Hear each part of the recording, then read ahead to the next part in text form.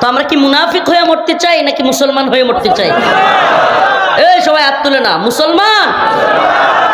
জামানা বড় কঠিন, বড় কঠিন জামানা চলে আসছে। কে মুনাফিক কে মুমিন এটা ধার্য করা এখন খুব কঠিন। আরে ভাস্কর্য নামের মূর্তির আন্দোলনেই দেখা গেছে কে মুসলমান আর কে মুনাফিক।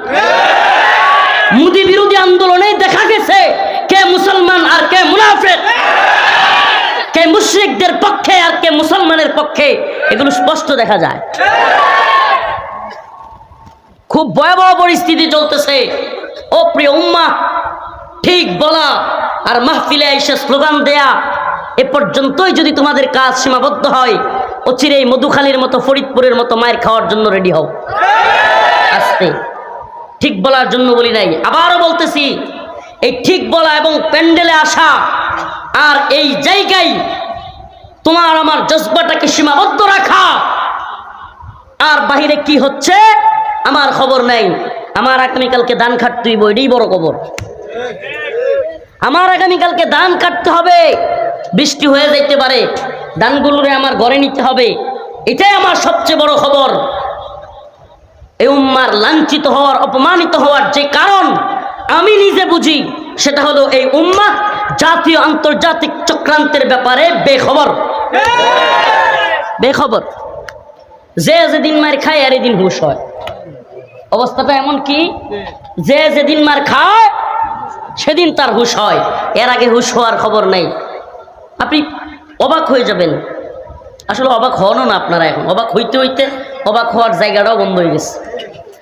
মানে মানসিকভাবে মানুষের অবচেতন মনে, সাবকনসিয়াস মাইন্ডে হঠাৎ করে একটা কিছু হইলে মানুষ কি হয়, স্তম্ভিত হয়ে যায়, বাকরুদ্ধ হয়ে যায়। এখন আর মানুষ বাকরুদ্ধ হয় না। কেন হয় না? এই দেশে সব সম্ভব। কি কয়? এদেশে সত্যি কথা বলেন, সত্যি কথা বলবেন। মুরব্বীরা যারা আছেন, আপনারা কি কিছুদিন আগেও কল্পনা করছেন যে হিন্দুরা বাংলাদেশে পিটায়া জনসম্মুখে প্রকাশ্যে ভিডিও কইরা মানুষকে মেরে ফেলবে? কল্পনা করছিলেন? হচ্ছে কি হচ্ছে না? আমাদের বর্তমান শিক্ষামন্ত্রী সে ঘোষণা দিছে শুক্রবারেও ক্লাস হবে। কেউ চিন্তা করছিলেন কখনো? সত্যি বলেন। আরে এই যে মুমিন আল্লাহর বান্দারা যেগুলো মাহফিলে আসছে, আমি এমন হাজার হাজার লাখ লাখ মুসলমান দেখাইতে পারবো যারা সারা সপ্তাহ নামাজ না পড়লেও অন্তত শুক্রবার নামাজটা পড়ে। চাকরিতে যাইতে হয় না, অফিসে যাইতে হয় না, তেমন কোনো কাজকর্ম থাকে না, শুক্রবার ছুটি থাকে, কি করে? নামাজটা পড়ে। এটা কেউ, এই মুমিনদেরকেও কিভাবে সরানো যায় এটা নীল নকশা চলতেছে। শুক্রবারে ছুটি কি করতে হবে? বাতিল। এটা একটা প্ল্যান। আপনি চিন্তা করবেন না। আমরা আল্লাহ মাফ করুক, আল্লাহ মাফ করুক, এগুলোর চিন্তায় অনেক রাত কাটায় দিছি। আসলে হচ্ছেটা কি মনে হইতেছে মাঝে মাঝে, আমি সত্যি কথা বলি, বাবুনগরী শাহ হুজুর থাকতে রহিমাহুল্লাহ, নূর হোসেন কাসমি রহিমাহুল্লাহ থাকতে যে চিন্তা চেতনা, যে মাইন্ড লালন করতাম, এখন আমি দেখতেছি আমরা এখন মানে আসলে আসি বাইচে আসি, এটাই আলহামদুলিল্লাহ। মানে অবস্থা এত ভয়াবহ যে আসলে সব দেখতেছি, কিন্তু ওই যে তেজ, ওই যে জজবা, ওইটা যেন আর পাচ্ছি না। কেন পাচ্ছি না? কারণ ওই যে বললাম যে এখন মানসিক অবস্থা মাইনে নিচ্ছে, অবচেতন মন, সাবকনশিয়াস মাইন্ড, মানুষের যে জায়গা ওইটাতে ফিট হয়ে গেছে, সব সম্ভব। দেখেন না, শুক্রবারে ক্লাস চালু করলেও শুক্রবারে যদি ছুটি বাতিলও করে কিছু হবে না। আস্তাগফিরুল্লাহ, আস্তাগফিরুল্লাহ। অবাক করা বিষয়। আপনি শুধু ওইটা দেখতেছেন। গতকালকে একটা নিউজ দেখলাম, চমকে উঠছি। অনেকে খেয়াল করছেন না, অনেকে এগুলো জানেন না, খবরও রাখেন না। আমরা যে হিন্দুদেরকে, বৌদ্ধদেরকে, খ্রিস্টানদেরকে বা বিভিন্ন ধর্মাবলম্বীদেরকে দাওয়াত দিই না, আলেমগণ দাওয়াত দেয় কিনা? এই দাওয়াত দেওয়ার পথ বন্ধ করা হচ্ছে। নাউজুবিল্লাহ। হঠাৎ করে শুনলেন নিউজ ইসকনের যারা প্রধান কিংবা সনাতন ধর্মের যারা এদেশের লিডার, এরা সহ অনেকেই পত্রিকায় রিপোর্ট আসছে যে এই সমস্ত ব্যক্তি যারা নাকি মুসলমান বানাচ্ছে এরা নাকি টাকার বিনিময়ে, তারপরে গরিব দেখা, অজ্ঞ লোক দেখা, ভিন্ন ধর্ম লোকদেরকে, সংখ্যালঘুদেরকে মুসলমান বানায় ফেলতেছে। এটা বন্ধ করতে হবে। আর এই সমস্ত দায়ী যারা, দাওয়াত যারা দেয়, এদেরকে প্রয়োজনে গ্রেফতার করতে হবে, আইনের আওতায় নিয়ে আসতে হবে। ভাই, এবার তো অন্তত বিবেকটা খুলেন, এবার তো অন্তত জাগনা হন। এই সজাগ থেকে ঘুমানোর ভাব ধরলে আর কতদিন দেখবেন এভাবে?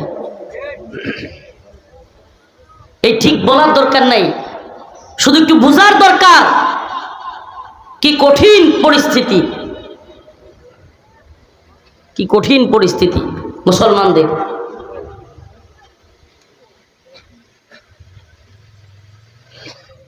আমরা হয়তো থাকবো না ভাই, থাকতে পারবো না, থাকতে দেওয়া হবে না, কিন্তু সজাগ করে যাই।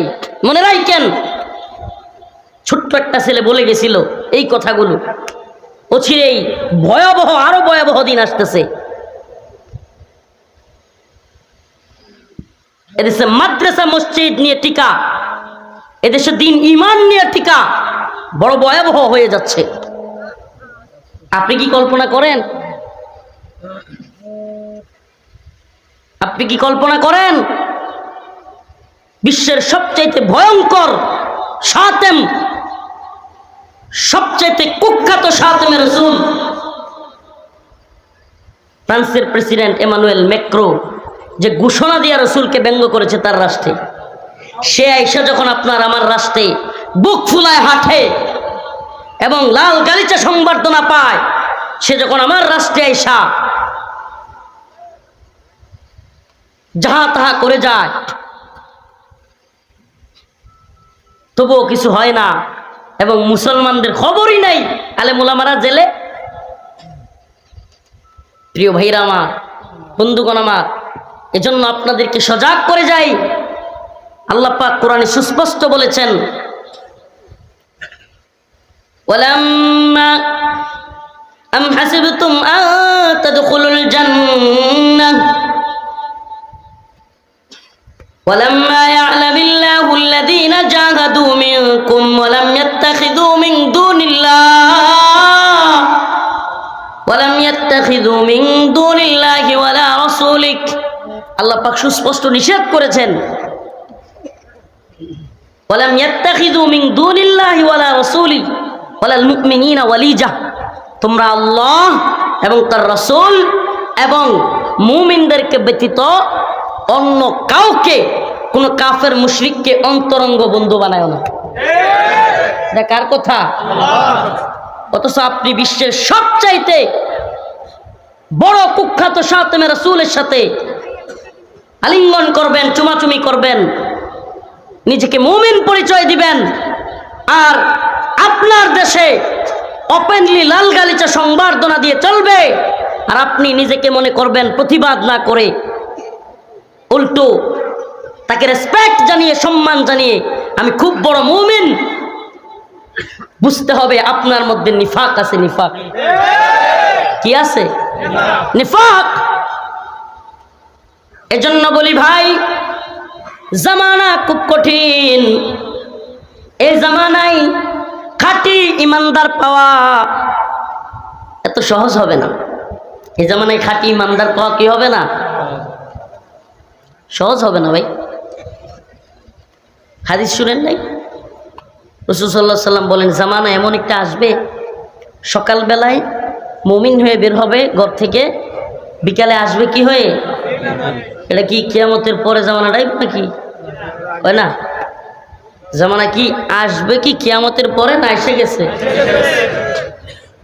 মূর্তির পক্ষ নিলে, কোরআনের বিরুদ্ধে গেলে, মদের লাইসেন্স দিলে, আল্লাহ হারাম করেছে মদ না হালাল, মদের হালাল করলে, সুদকে আল্লাহ পাক হারাম করছে না হালাল, এগুলো আমরা কোরআনের আয়াতকে দলিল দিয়া বলতে হয় না, সাধারণ মানুষও জানে। সুদ কি?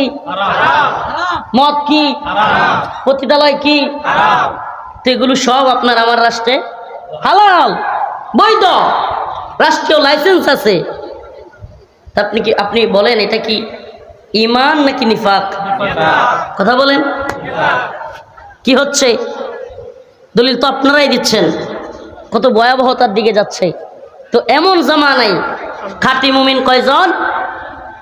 আরে ভাই, মোদি বিরোধী আন্দোলন আর মূর্তির ইস্যু আসলেই যদি এই অবস্থা হয়, দলে দলে লোক ওই দলে চলে যায়, তাইলে না জানি দাজ্জাল আসলে কি অবস্থা হবে। কথা কয় না? মূর্তির বিরুদ্ধে আলেমরা দাঁড়াইলেই আলেমদেরকে যারা গালি দেয়, মোদির বিরুদ্ধে দাঁড়াইলে যারা আলেমদেরকে গালি দেয়, জেলে ভরে ফেলে, তাহলে দাজ্জাল আসলে না জানি কোন পক্ষে যাবে। কথা কয় না কে? বাদাল ইসলামু গরীবান ওয়া সাউদু কামা বাদা ফাতুবা লিল গুরবা। রাসূল সাল্লাল্লাহু আলাইহি ওয়াসাল্লাম বলেন, বাদা আল ইসলামু গরীবান, ইসলাম ছিল অপরিচিত। কি ছিল? ওয়া সাউদু কামা বাদা, অচিরেই আবার সেই অবস্থায় ফিরে যাবে। অচিরেই, রাসূল কি বলছেন? অচিরেই। ফাতুবা লিল গুরাবা, সুসংবাদ গুরাবাদের জন্য। সুবহানাল্লাহ। সুসংবাদ কাদের জন্য?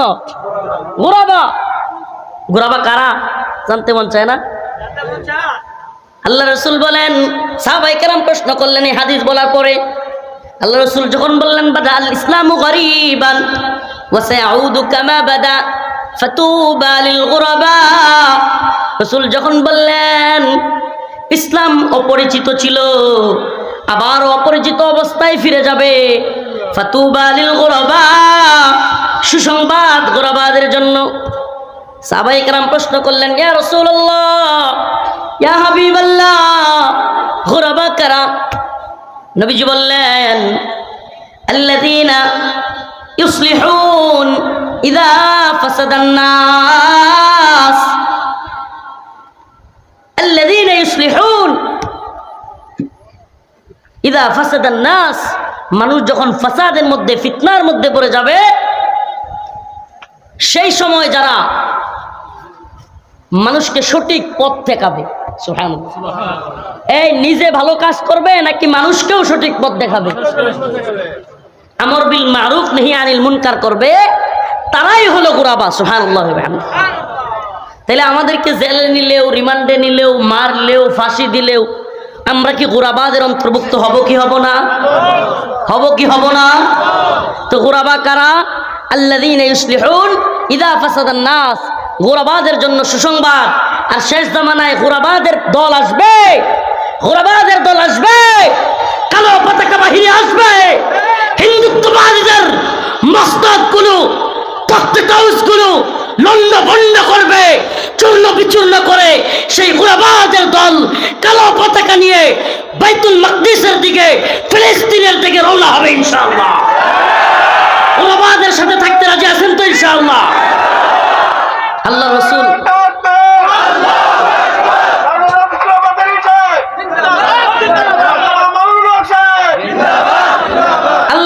স্পষ্ট ঘোষণা করে দিয়েছেন। হাদিস শুনাই, হাদিস শুনাই, ইসাবাতান মিন উম্মতি আহরাজাহুম আল্লাহু মিনান নার, ইসাবাতুন তাগজুল হিন্দা ওয়া ইসাবাতু মা ঈসা ইবনে মারইয়াম, ইসাবাতান মিন উম্মতি, ইসাবাতান মিন উম্মতি। হিন্দুত্ববাদী তাগুতের দলের বুকে কম্পন ধরানোর জন্য, এই হিন্দুত্ববাদী মধুখালীর সন্ত্রাসীদের বুকে কাঁপন ধরানোর জন্য আমার রাসূলের একটা হাদিসই যথেষ্ট। ইসাবাতানে মিন উম্মতি, আমার উম্মতের দুইটা দল যুদ্ধ করবে হিন্দুত্ববাদের বিরুদ্ধে। আখরাজাহুমুল্লাহু মিনান নার, আল্লাহ পাক তাদেরকে জাহান্নামের আগুন থেকে মুক্তি দিবে। এর একটা হলো ইসাবাতুন তাগজুল হিন্দা, যারা হিন্দুত্ববাদী, ব্রাহ্মণ্যবাদী, তাগুতি শক্তির বিরুদ্ধে জিহাদ করবে। এটা আসন্ন, এটা আসন্ন।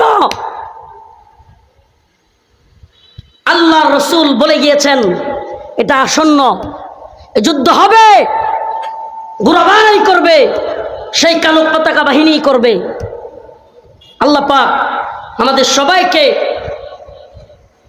দ্বীনের ঝান্ডা নিয়ে সেই কালো পতাকা বাহিনীর সাথে শামিল হওয়ার তৌফিক দান করুন।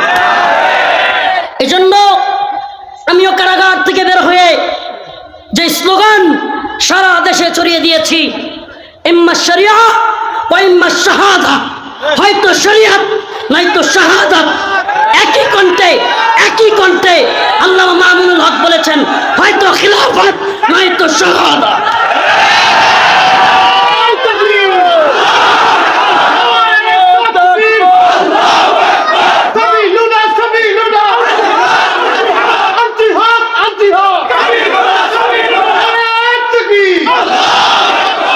আমাদের কণ্ঠে এখন থেকে একই আওয়াজ বাজবে ইনশাআল্লাহ, একই আওয়াজ। আমি বের হয়ে যা বলছি, ইম্মা শরিয়া ওয়া ইম্মা শাহাদা, হয়তো শরীয়ত নয়তো একই কথা আল্লামা মামুনুল হকের কণ্ঠে, হয়তো খিলাফত নয়তো শাহাদাত। আরে আমাদেরকে মেরে ফেলা যাবে, কিন্তু এই আওয়াজ যখন কোটি কোটি মুমিনের অন্তরে বাজবে, থামাবার কোনো শক্তি নেই। আল্লাহ পাক আমাদের সবাইকে আল্লাহর দ্বীনের জন্য শাহাদাতের নজরানা পেশ করার তৌফিক দান করুন। ওয়া আখিরু দাওয়ানা আনিল হামদুলিল্লাহি রাব্বিল আলামিন। আসসালামু আলাইকুম ওয়া রাহমাতুল্লাহি ওয়া বারাকাতুহু।